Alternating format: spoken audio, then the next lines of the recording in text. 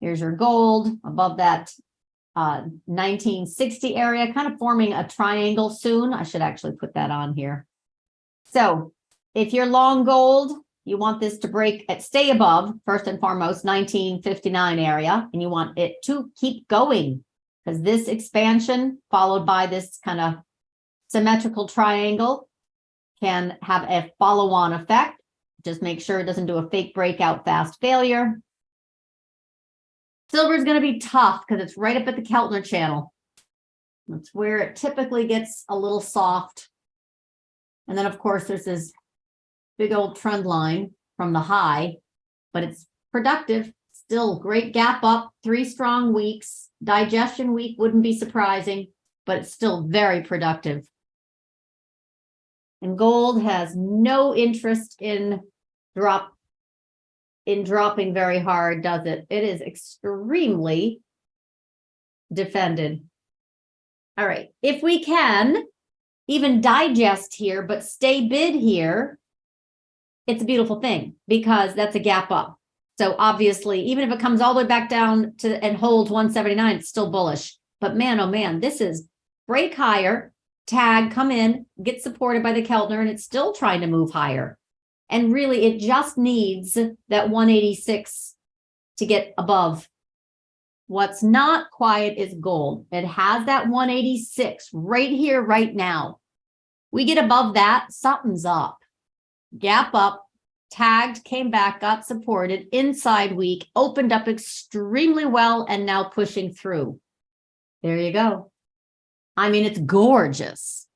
But what's up? And look at the dollar yen fade. Exactly. Like these are so inverse. All right. So gold is definitely the chase today of anything of high conviction, right? I mean, the market is so ready to kind of take a pause, but gold is clearly pushing higher and the dollar yen is clearly pushing lower. It's 186 or bust. All right. So you know what's happening, right? So low float names, like the stuff that's rising to the top of this scan, this is pretty simple, right? I'm under gold, and you can see we got some green, but then we got really strong one. This is at best, $47 million market cap. So yeah, they're going to be easier to move. So keep that in mind versus Newmont, a $39 billion company. So yes, it's absolutely productive and it has much better options. Gold has much better options. AEM has much better. Like these are the ones that I like, right? These are the ones that for me are a lot better in options. But when you just say what's moving, you can see it. You can see the stuff that is low float gets the action early. You get some other ones that definitely also look very, very productive. Moving here and head here. There we go, right here. If you're just getting into this, you know it needs to stay above 413, right? That's the prior high before a very strong pullback. We're talking more than a third. So like 35%, that's a lot. So anyway, it's getting and trying to get above. It's a very choppy one. Be careful. The point is, these are starting to move. GDX, next target is at 33.66. Very, very sharp intraday squeeze, by the way.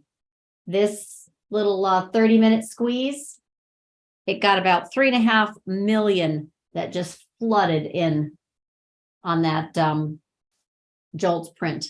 All right, so silver is above this trend line, and this is the target, 22.52.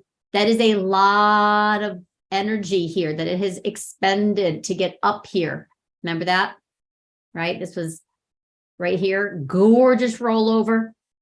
Got supported. Happens to be the, oh, what the heck is that? The 400 EMA? No kidding. All right. So it got supported at 400, gapped up and ran right back up into resistance. So 22.52 or bust. And GDX, 33.66. Still needs to get above that. Oh, so much more work this can do. So much more work that can do. And gold, obviously 186 is the new 2000. But what's so interesting is GLD got 1.5 million. GDX got 3.7 million. Silver got 3.2 million. So you know what they're running for. They are running for miners because they're the ones that have the most room to go, I guess, to play catch up. All right, keep this in really, really stark contrast to what's going on with FANG right now. This is called rotation. No, this is more of a macro theme. FANG hasn't come into any distribution yet. So gold and silver are not a little bit bullish. They're freaking out bullish. Gorgeous support at that 168. Literally, we tagged 168.19, gapped up higher, tagged the 186, which was very important. Pulled back, was relatively shallow. That was the gap down that we were looking for. Here, pull back, break above, pull back, and now we're breaking out. So 186 or bust, very bullish. And we got some serious volume. This is much more serious volume. And we have lots and lots of resistance taken out, whether it be this trend line, whether it be this weekly resistance. It's working extremely well. GDX is the one to play catch up. So 33.66 price target, still doing pretty well. It moves most often with the market, but this is like, look at the gap fill, 36.82. And you're going to have a lot of miners underneath that are going to start to get accumulated. Big, small, and everything in between.